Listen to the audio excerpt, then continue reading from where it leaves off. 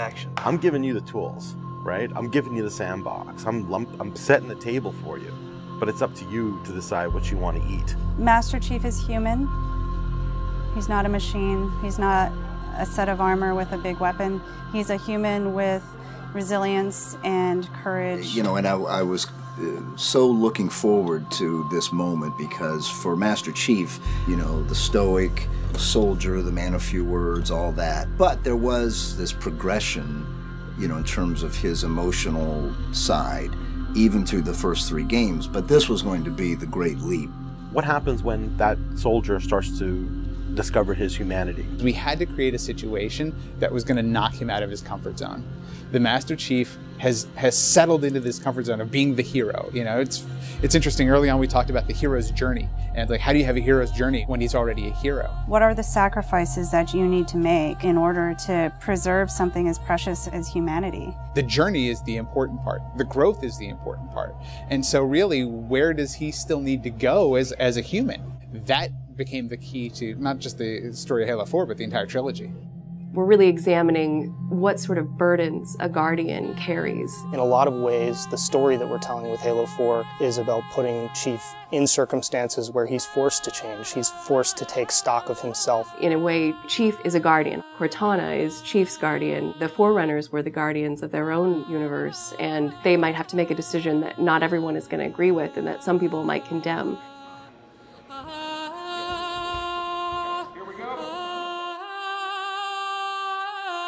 It's almost like you're a little kid and you're just playing make-believe again. So you imagine everything. The table's here.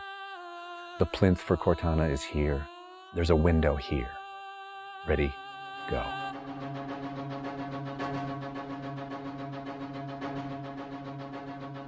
How can we immerse the player even more in this world that we've built around them? I'm not doing this for mankind. How can we have Chief have to deal with his own humanity? Everything had to be predicated by what the character needs were and what direction the characters needed to go in. The art direction specifically for Halo 4 isn't about creating an emotional tone for Halo 4, it's about creating an emotional tone for every single moment and experience that the player needs to understand. Similar to what we said is that, you know, we build what we need to see. We can't look too far this way, it starts to fall apart. But back in here, things are looking good. Film is like, I'm going to create something and it's going to be awesome and I'm going to polish it and I'm going to own it, but I'm going to share it with you, which is very different than game storytelling, which is I'm going to give you all the tools, I'm going to give you all the possibilities, and it's up to you to discover it. Answering questions and answering the directions that the narrative had already taken to find the path forward for us as we started to tell the story. We're always telling these huge, big stories. We've got Infinity, it's the biggest ship that has ever been launched. We've got Requiem, which is like the biggest Forerunner artifact we've ever found. But in the middle of all of that, we've got this very small personal story between Master Chief and Cortana. You tell a story with every detail that you put into a game. Immersion is really what allows somebody to believe your universe and also to become emotionally caught up in your universe. Ready to get back to work? I thought you'd never ask. How do we make sure the sights and the sounds and the things that they're feeling as a player inhabiting that suit really comes through more clearly? And you know, technology has allowed us to do that with much higher fidelity than back in the CE days. Okay, so those are definitely bigger ones. Yeah, those start to get... Just because we've got more people. Let's roll video. Yeah. So this will be just video and audio only, no face, no mocap. In that case, you won't mind if we return the favor. As we design these things, we put together the best plan. Until it actually touches an actor, it lacks humanity. Having the ability to work with the actors on stage, capturing their face, body, and voice at the same time, really gives us an opportunity to create an immersive experience for the actors. Working at Giant, we could have at least 8 actors in the same volume at the same time. So the objects that they're acting around and the people that they're acting with, against, through, and toward are there in the scene with them, and it makes a huge difference. We sent out a breakdown for the characters and how we wanted them to feel. We ended up getting, what, 80 or 90 submissions back through our casting team. Casting for the Master Chief is tough. You need a performer that has a really raw physicality to him, and yet he has to, within the confines of this suit, be able to relate and relay emotion. I like to express myself. I freely do it. I wholly do it. I enjoy it.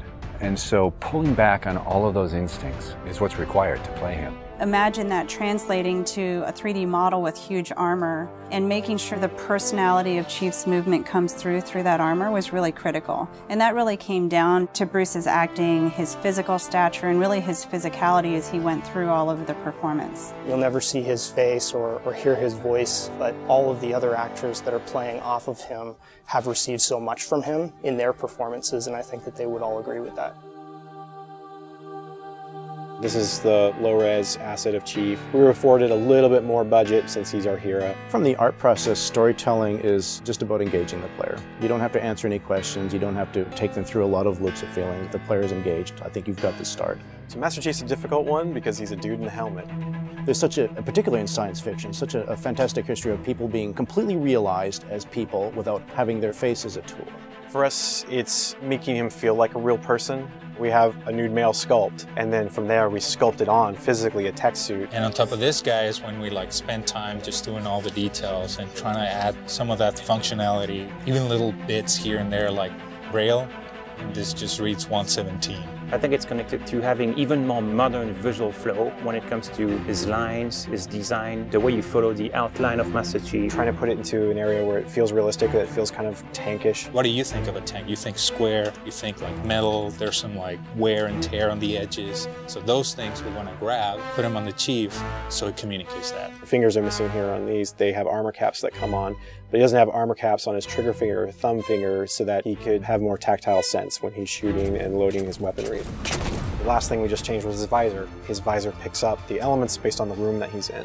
We want to take every inch of the character to tell a story as much as we can.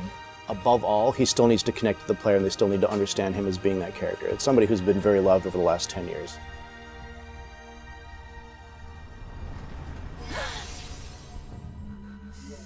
The irony here, right, is that we have a character who's not human at all in Cortana. I was put into service 8 years ago. She is the most human character that we have in the story. Right? She's struggling with her own mortality. AIs deteriorate after 7, Chief. That's something that everybody struggles with. That's the most, human it gets. If we can just get back to Earth and find Halsey, she can fix this. Everyone has to figure out what it means to die.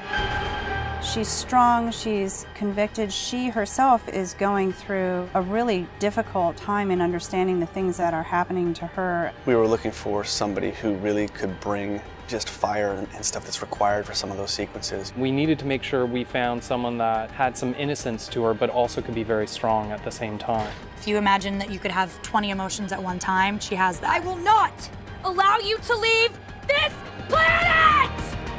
She's really the heart of the game and the heart of Master Chief and explains what's going on and why it's a problem. I didn't mean to. I didn't mean to do that. Cortana is certainly our biggest human connection, I think, with the entire story. How can we see these subtle details in her facial structure? It's the Forerunner symbol for Reclaimer. So this is the baseline where we started from Cortana, and then we go through and tweak and modify, having all these different elements moving throughout her that make her feel alive constantly. We wanted to make it to where you could have code flow lines start from every digit from her toes to her hands, and then be able to flow all the way up into her head. What you experience is her taking care of you as a player from a gameplay perspective, but I think you also start to get a sense of how she takes care of the human side of Chief. Wake me when you need me. They spotted us. Bringing Jen and Steve in and having them layer their voices over the character performances in the cinematics, that just brought the whole experience together. You look at just the number of lines that the Chief has had over the course of the franchise, and it's not a lot. How much firepower would you need? And yet people will immediately call you out on the Master Chief's voice being something very distinctive and important to them. The funny thing is that they've had this off-screen chemistry because they didn't actually meet until last year. Not only is this the first time they've ever sat together on a panel, this is the first time they've ever been in the same room or even met. So seeing them meet and seeing them have that chemistry in real life and seeing how they acted together in scenes, just felt like we just missed this opportunity for all these years to actually get them together and get something even more memorable and more exciting out of them. In the beginning, they were great choices for those characters. You know, Steve has this very stoic personality that comes through in his few words. The same way Jen's voice is confident and it's strong, but it can also be playful. You do know you don't have to wait until the last minute just to impress me, right? In many ways, Halo 4 is the first act. We want a player to be able to ask themselves what it is to be a hero. Is the sacrifice worth it? I often think of him as like Atlas, you know, like he's got the weight of the world on his shoulders all the time. Chief and Cortana are the same person, but she has always been the reflection of his humanity. People don't play Halo to watch a soap opera, and yet you don't want to just be kind of pulp. To me, it's a natural progression of this story, and it takes this relationship to the place it should go to.